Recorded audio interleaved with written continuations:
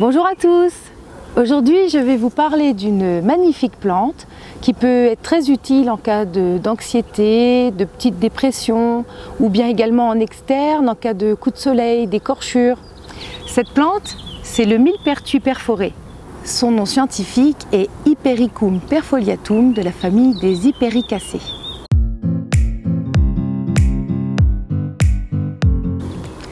Le meilleur moment pour identifier cette plante, bien sûr, c'est lorsqu'elle est en fleurs.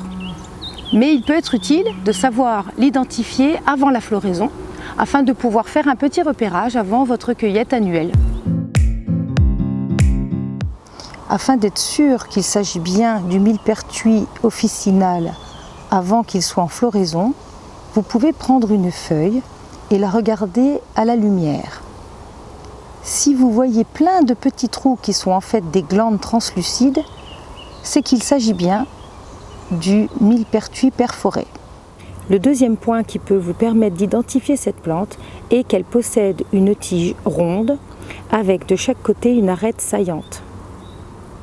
Le stade optimal pour la cueillir pour les remèdes est lorsqu'elle possède des fleurs ainsi que des boutons floraux. Vous pouvez l'identifier également en prenant un bouton floral et en l'écrasant entre vos doigts, comme ceci. Vous devez avoir une coloration rouge bordeaux.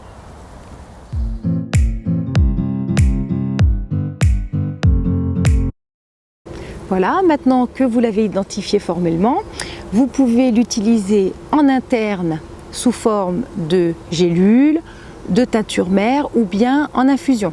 Elle peut être utilisée également en externe, sous forme de macérat huileux ou également vous pouvez trouver une huile essentielle.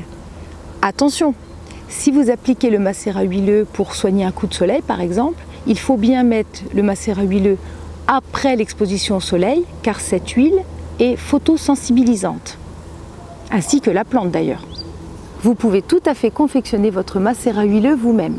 C'est simple, il vous suffit pour cela d'avoir un bocal type le parfait sur lequel vous allez enlever le joint. Il faudra que le bocal soit bien stérilisé ainsi que les outils que vous allez utiliser à côté. Il vous faudra des fleurs ainsi que des boutons floraux. Vous pouvez les cueillir à l'aide de ciseaux ou bien à l'aide d'un couteau. Je vous conseille également de vous munir de sachets en papier ou bien en tissu. Cela sert à protéger la plante des rayons du soleil qui viennent altérer les propriétés des plantes. Une fois que vous aurez cueilli les fleurs et les boutons floraux, il vous faudra les laisser sécher quelques heures afin que l'eau s'évapore un petit peu, car l'eau peut favoriser la prolifération de micro-organismes.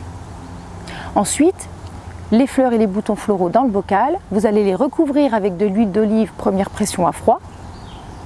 Et ensuite, vous allez laisser le bocal macérer pendant environ 3 semaines au soleil.